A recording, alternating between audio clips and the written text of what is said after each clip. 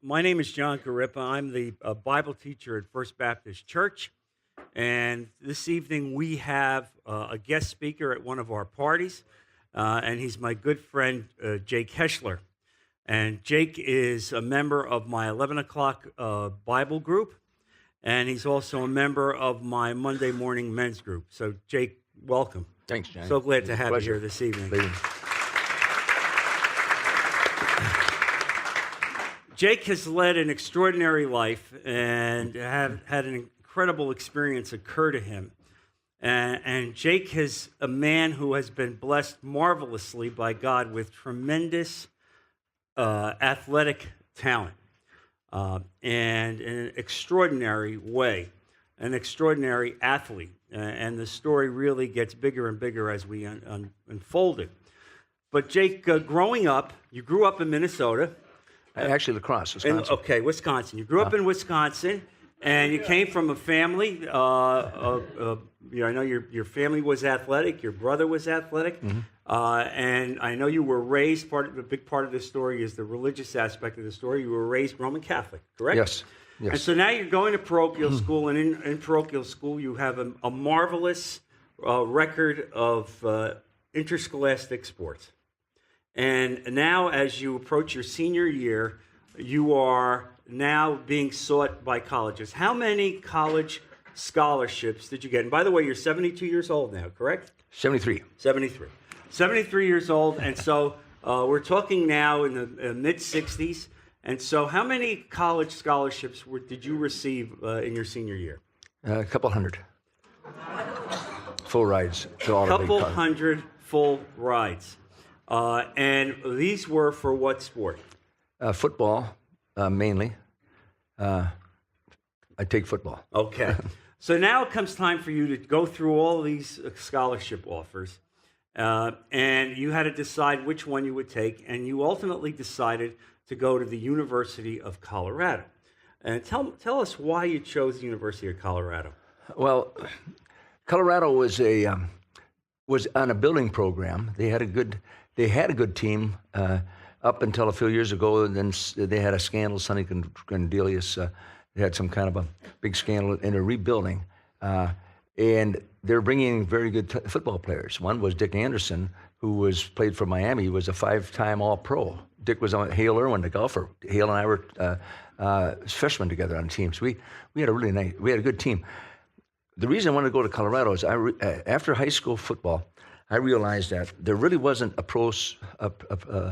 pro ball wasn't around really until Joe Namath actually signed a $400,000 contract. Up to that point, nobody even thought of it. I was going on to law school. My goal was to go to school, get a good college education, and get a law degree. I wanted to go to the University of Colorado because my love was skiing, and the University of Colorado had half of the Olympic team there. Bob Biotti, the famous coach, was our coach at the University of Colorado. Spider Savage, Billy Kidd, Jimmy Huga, Bill Moreau, Buddy Warner, all the great racers at that time were at the University of Colorado.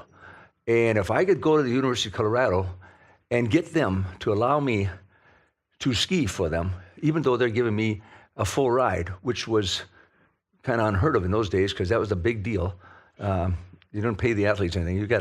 But it's a $10,000 contract back in those days, and they didn't want you getting hurt going off skiing. Let me interrupt you. So you choose the University of Colorado because you also want to ski. So now you're matriculating at the University of Colorado, and you're a very humble guy. You're not going to say it, but I'll say it. You hold the record, even to this day, of the most varsity letters ever attained by any athlete that went there. You have 10 varsity letters.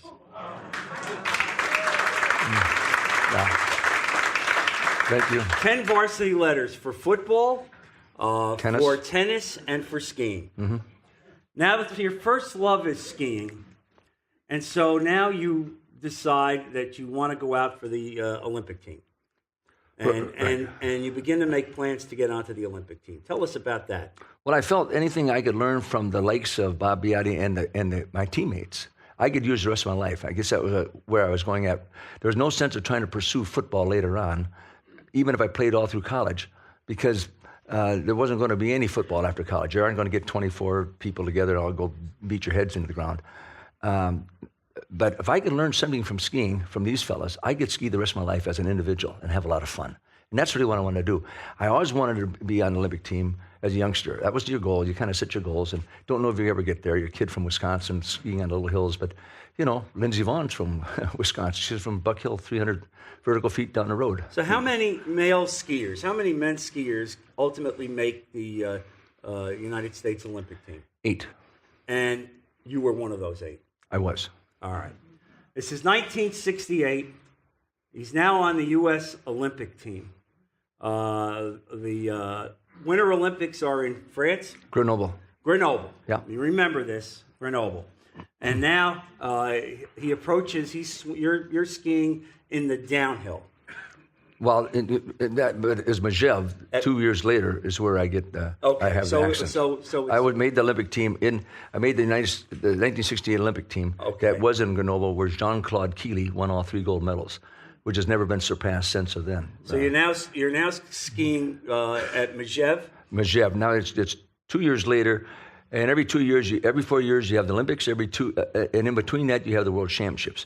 So 1968 was the Olympics. 1970 was the World Championships in Val Gardena, Italy, and I was peaking for that And 1 week before that. You told me that for skiers, the World Championships are considered more difficult than the Olympics. They are And quite a that's bit. because the length of the course is much longer than it is in the Olympics. A lot of people don't realize, but the Olympic downhill courses, especially when I was racing, the rule was that every country could race 4 racers in the Olympics. Now, the Austrians could have had 12 racers, and they probably could all won it, the Swiss or the French, but only 4 in the Olympics. And we had to pick our 4, too. But that was Ethiopia. It was people that would be terrified coming downhill course. So they stopped that now. But they also did is they tried to shorten the courses a little bit, too. So your really premier race courses are the actually World Cup. When you read that a guy won the Olympic gold medal in downhill, that's really nice. But if you read that he won the World Cup in downhill, that is really something. So you are now in the World Cup Championship, and it's at a mountain in France called what? Majev. Majev. And so you are about to go down that mountain for the first time.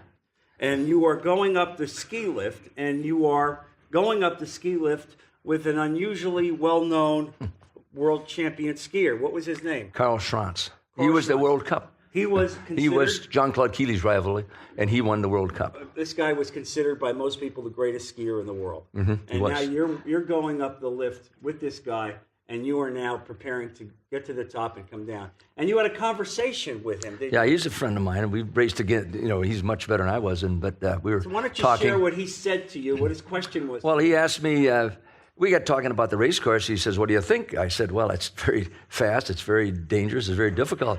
He says, how many times have you completed it? I said, I haven't got down to the finish line yet. I've broken some skis. I've taken some falls. I've never seen the finish line yet. And he says, you have no chance. You have no chance. So he said And that didn't psych me out at all. I said, I know. You're absolutely correct. So the athlete in you didn't care. You said, you know, I'm inspired to go on. And so... well, he had 100 runs. He told me... 100? This is amazing, though. He said, do you realize... When he said, how many times have you gotten down the race course? I said, because it was my first time on the Majev course. He grew up in Austria. They race these things since they were 16 years old. He said, I've made 100 runs down that course. And those courses, the gates are always in the same spot. So they know the jumps, and they know the gate, they know the follow-away turns, they know what to expect. So he said, I've run the course 100 times. And my goodness, that's why a lot of racers, American racers especially, can't do well when they first get to Europe because it's so foreign to them. They haven't had a chance to grow up on those slopes like the Europeans have. And what speed would you be traveling as you went down this? We hit 93 miles an hour on that course. That was very fast. That's pretty important to remember this as we tell this story. Yeah. And so now you begin to matriculate down the slope. I'd like you to tell the story of what happened as you're matriculating down that day. Well, this is where my life changed pretty rapidly. And you got to understand, I really was living the good life. In the 60s, going to the University of Colorado, having these gorgeous co-eds from Texas and Colorado, California, and life was good. Are you kidding? Your wife is here. So. I know, but she's beautiful. I brought her from California. Exactly. That's one of my California girls. But, that was the glory days of skiing. The Kennedys were skiing, the first family. You had the Olympics in Squaw Valley in 1960. You had all the ski resorts being built in the 60s, Steamboat, Snowmass, Vail, Jackson Hole. All the big resorts were coming on board then. Everybody wanted to get into skiing. It was just the greatest time of your life, and I was in the premier sport. Everybody wanted to be associated with skiing.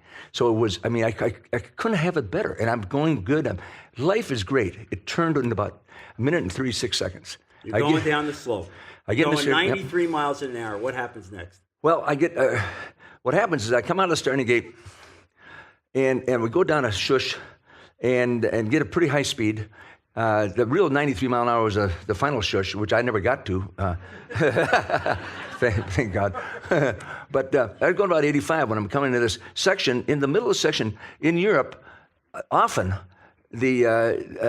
unlike in the United States where the bad weather will come from the top of the mountain, start snowing and coming down, Europe, it comes up. And we got, whether it's the moisture or whatever, but it got flat light. You can't see very well. And we started getting snow in our face. About halfway down the course, from blue sky start, now I'm getting snow in my face, a little light snow, but things are hard to see. I come up into what we call a kind of an S-turn. I had to come up high on the hill to slow down, and I turned down, and as I go around the outside of this turn, and I slowed down maybe 60 miles an hour. By that time, I slowed down fast. I had my hand out. I caught a rut. I didn't see the rut. Other racers had gone down. I caught this rut. And if you can visualize, it's kind of like if you're driving a car on a muddy road and you get off the lane, or you get off the road and you get into the dirt. Boom! All of a sudden you lose control. And it just snapped me right through a retaining wall, and I went off a cliff. And I got my hands up, and I said, I'm dead. I got my hands up, across my hands, got my skis up, and I did a pirouette, which is, you remember everything in absolute detail in that moment. I tell you, it's just like, it's just as clear as could be. But I did a pirouette, came crashing down and got it straightened out, came into the tree, broke my arm, broke my leg, snapped my leg. Both your legs? Both my legs, yeah. Split my helmet in half. I had a USA across my helmet. That was split in half, and my goggles were filled up with blood because scratches. Not a big deal. It wasn't, but it was more facial stuff. Now, but the bottom line. Let's stop.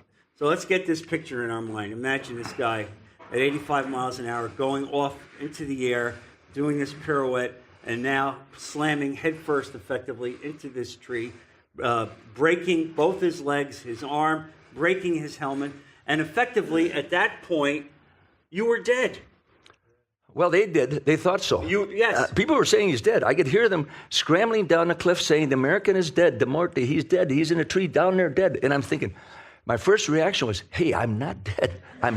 Come on, give me a break. Cut me some slack. I'm here. I'm here, but I can't talk and I can't move. So what happened next at that point in time? Two things. One, I got upset. I had two emotions. One, I got mad that here I am, hanging in a tree, busted up, wanting to win a medal for my country the next week in the World Championships, and I'm dying. And then the second emotion was, holy smokes, you're right.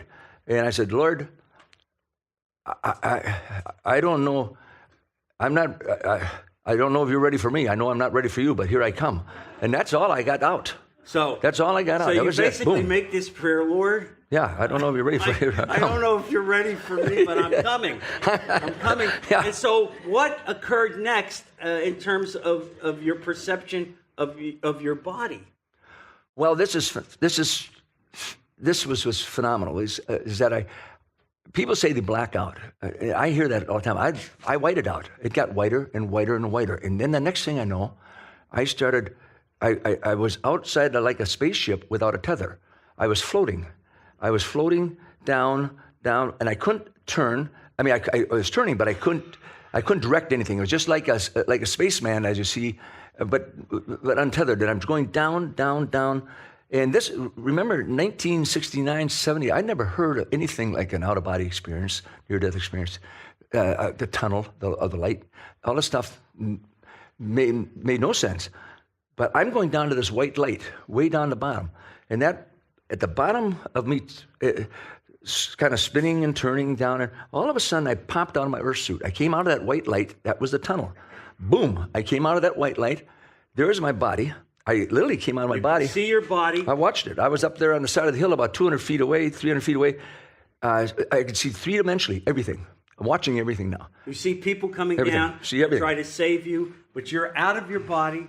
You're now, several hundred feet away. And as you see this, you are surrounded by an intense white light. Exactly. I want you to explain what it felt like to be in that light. What it was like at that moment when that light surrounded you. When I came out of my body, my earth, I call it my earth suit, but when I came up on the side of the hill, I was going to this brilliance. It's a white light, but it was more than white. It was a brilliance. It was love. It was pure love. It was God.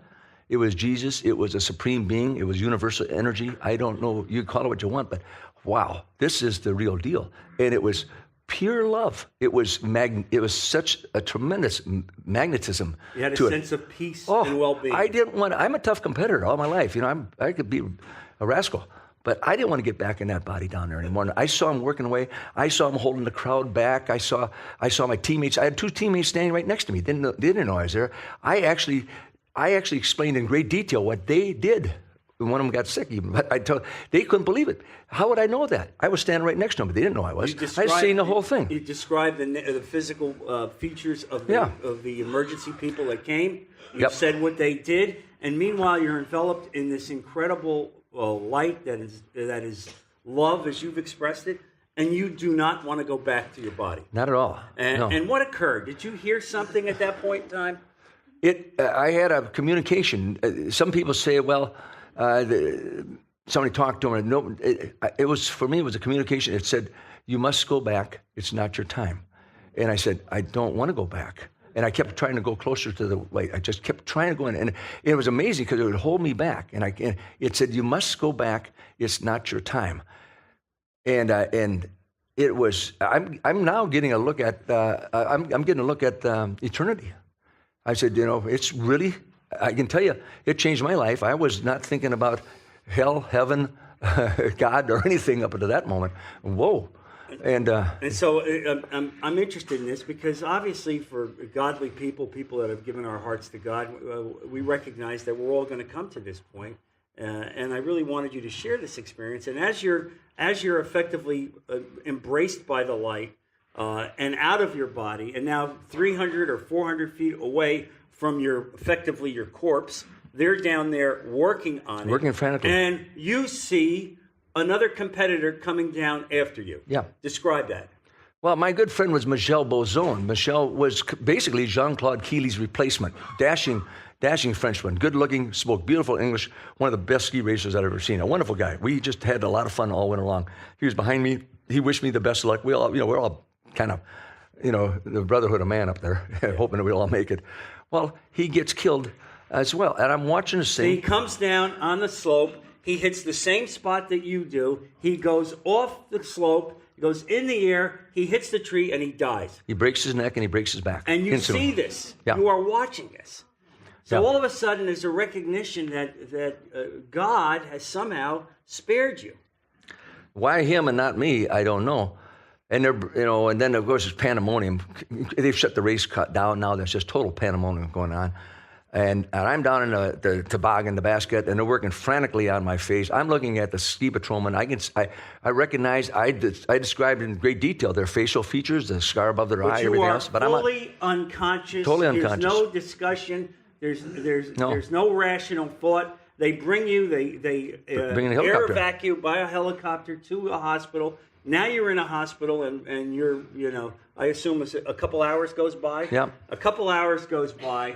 And finally, you begin to talk to them. And why don't you talk about that conversation that you had? Well, my coach was there, my teammate was there, the doctor, the nurse, and some other people. As I'm coming around, they said, Jake, we thought we lost you there. I said, yeah, it was really a close call. I said, it's terrible that Bozon is dead. And of course, at that point, they looked at each other and said, how would he know Bolzona's dead? Because he was already dead, you know? And then I explained the white light. And I kept saying, I really didn't want to come back. Quite frankly, I'm not even glad to be back. I would much rather be where I was going. Of course, that totally blew him away. But I said I was going to the white light, to the brilliance. I was going to eternity. And that shook him up, I guess. And it kind of shook me up because I looked at the picture on their face, and I wasn't sure too much what had happened either. But I thought, they think I'm goofy, you know. So now, at this point in your life, you wouldn't be characterized as a particularly religious guy. No. Okay. So just so we get this idea. So you've had this incredible out-of-body experience. You're not characterized as a particularly religious guy. And so your body heals slowly. 2 broken legs, a broken arm, a major concussion. You can imagine all these things that he had to heal. And now a couple of years goes by, correct? Yeah. A couple of years goes by, and you really didn't have what would be characterized as a religious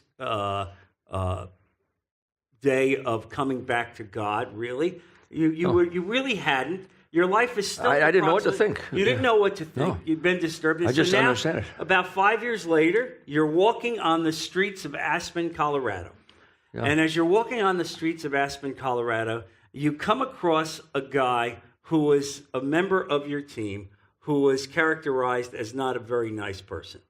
Talk about that's right. that. Well, just to back up just a second, though, anyway, his name was Steve Main, but we call him Steve Mean. Steve was a guy that was on our ski team as a technician. He had a chip on his shoulder. He realized all the attention that we were getting as ski racers, and he was the gopher. He carried the ski bag around. He did, you know, and maybe we could have been nicer to him too. I don't know. I didn't pay a lot of attention, but he just he was a grump. We didn't, you know, geez, no matter what I asked him, he was just a grump. So now you're walking down the streets of Aspen, and who do you come face to face to but Steve Mean? But here's the thing. It was Steve Main that was working on my face in the toboggan. He was the one American down there, and you'll see in my book, in the picture we'll talk later on, that, and what I'm wearing, the French race suit and the French, that was Steve working frantically on trying to save my life as a deep shock and all this kind of stuff, and he was working away. And he was the one guy that actually was about as close to me, my experience, as anybody else was. He saw it. He saw what happened. And so when he heard me talking about it, it changed his life because he was there. So what I want to describe is the event where you come up and meet him on Aspen on the street. This guy who was mean. Tell them what he did when he saw you. He came up, and at first I go, here comes Steve Mean. And Jake, and he comes up to me, and he gives me a bear hug, and he starts to cry. He says, "You saved my life." I don't know what to say. "Hi, Steve, how you doing?" You know, but he said, "You saved my life." He said, that day, I committed my life to Christ. I had not.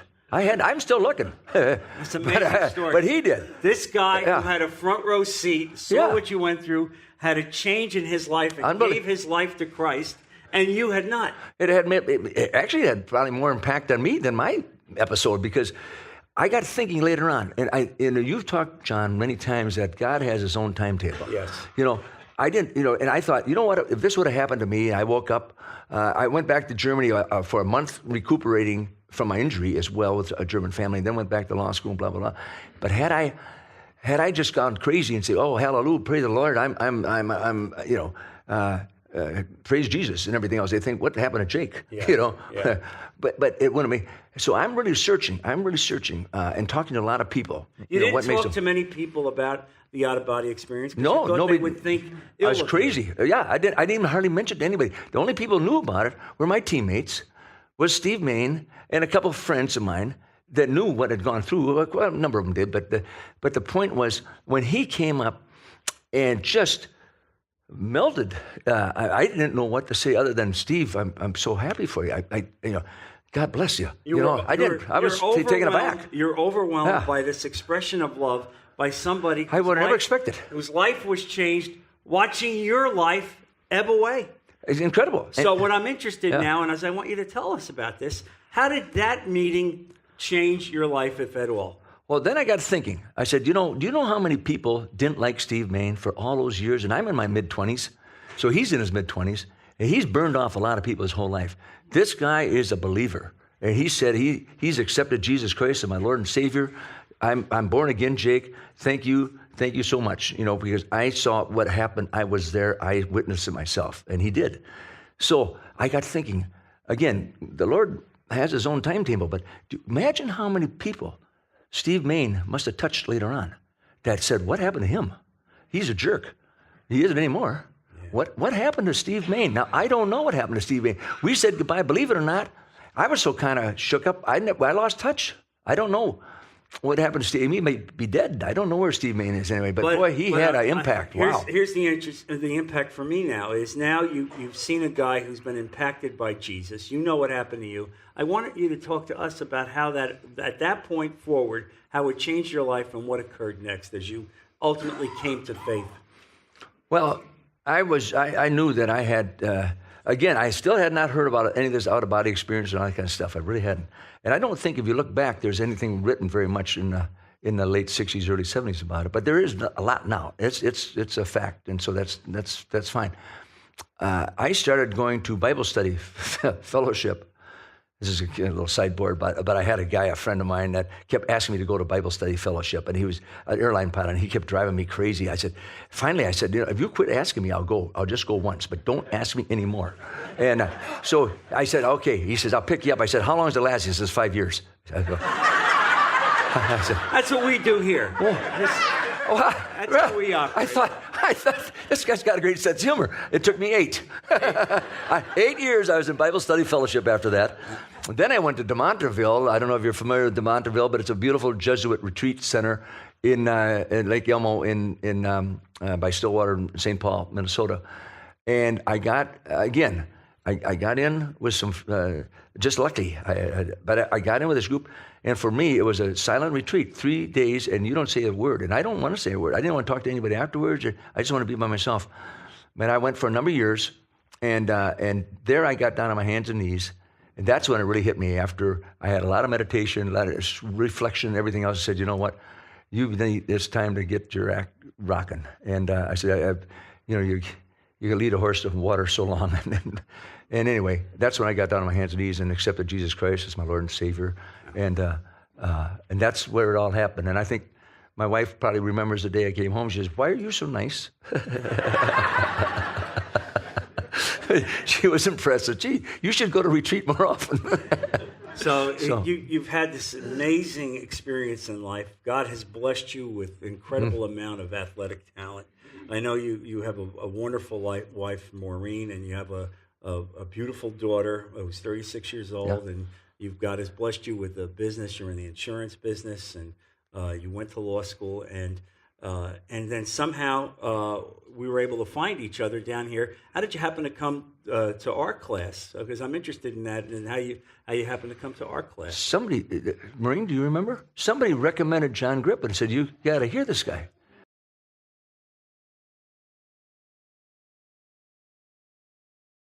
We went right over to hear you. Yeah. And it was terrific. And I can tell you that Maureen and I are so blessed to have you as our mentor. I can't tell you how happy we are to just like, it's interesting though that God does have an amazing time schedule. Here I am telling you that this is the fact. This is the biggest crowd I've ever spoken to about my experience. No, I never spoke to this big a crowd. Usually, it might be a little table or a Bible study and explain to them, but and it went from 1970, January 21st, 2:10 in the afternoon, to right now, where I'm actually. So I didn't go out early and all that kind of stuff. I just didn't. I wanted to feel comfortable.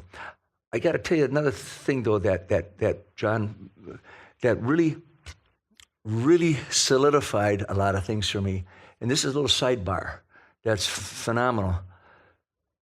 I go to, as I said, after I got hurt, I went to Germany with a wonderful German family that have become lifelong friends of ours and took care of me, got me back to health. I went back to law school. I'm out in Colorado now, but my mom says, hey, you got a package in the mail here. I said, well, who's it from? She said, it doesn't say. I said, well, keep it there. I'll be home in about a week, and I'll take a look at it. So I go home, and I open it up. In this envelope, a manila envelope, are 8 pictures of my accident. No return address, no note, no nothing, 0. How would they even know where I was? I didn't know where I was. I had no idea where I was going to be. And this ends up in Minneapolis. I just about dropped because it absolutely reconfirmed everything I had said. And because somebody said, no, there's the helicopter. There I'm lying in the helicopter. There's the guy there. There's the pandemonium. There's a tree. There's everything going on. I got 8 pictures. I carry them over to the Ritz photograph place. Say, can you make copies of this because I'm afraid I'll lose them? They did. And now I have a series of them in my garage. So when I see the pictures right there of in the tree, in the helicopter. I mean, loading them up. They're in this magazine that the Chronicle did of me.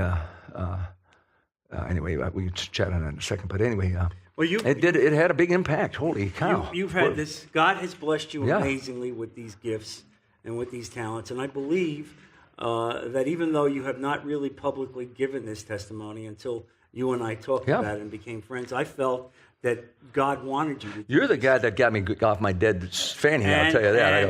And my friend, this is just the beginning. This is just the beginning of your testimony that's going to be given all over the place. Because when people hear this, when they see the impact that God makes, how he selects certain people, how he keeps certain people who should be dead and somehow brings them back. All I can tell you, my friend, is that God must have a wonderful plan for the rest of your life. And he's got a good sense of humor, too. And here's the deal. You're still a very young man. Yeah. I can only say that in Naples, Florida. When you come to Naples, there's 2 things you learn. 2 things you learn. I'm saying this for our television audience. 2 things you learn when you come to Naples. Number 1, you're not as rich as you thought you were. And number 2, you're not as old as you thought you were. So when you get those 2 things through your head, you recognize, that God has brought you here. And I believe, my dear friend, that God has saved you and brought you here to give a story that I knew would impact the lives of everybody in this room. Can we give our friend... Thank you. Thank you, Dada.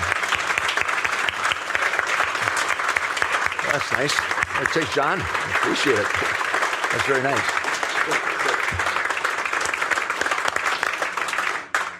I just want to close this with a prayer because I think there's nothing else to say. Heavenly Father, Lord Jesus, I thank you for our friend Jake. I thank you for his wife. I thank you for his life, Lord, and I thank you that you saved him that day on the mountain, that you brought him back, that you gave him a story the likes of which very few people can ever tell. And we hear what it's like when we're at that point passing between this world and the next, and to know that we are going to be embraced in the most incredible light, the light of the Creator, the love of the Creator, knowing that that's what's going to happen to us, even though we always knew it because we had faith. Hearing this story reconfirms it in our lives. And so we thank you, Father, that you brought this man who experienced this, who now delivers this story to us. And I pray that everyone that hears this story over the air will have their hearts touched and will recognize that there is a God and that you have to give your heart to this God, because there will become a day of reckoning for every one of us. And unless you give your heart to Jesus Christ, you're not going to be embraced by the light. You're going to be embraced by the darkness. And so this is a moment that we call out to those who are lost and ask them to make that commitment. I am so blessed to have this man as my friend. I'm blessed for this testimony. I thank you, Father, for allowing us to hear this. Continue to protect him and lift him up and give him further opportunities to tell this story to untold numbers of people. We put all of this in Jesus' precious name. Amen. Thank you, John. Thank you. That's very nice. Hey, I love you too. Thanks so much. You're the best.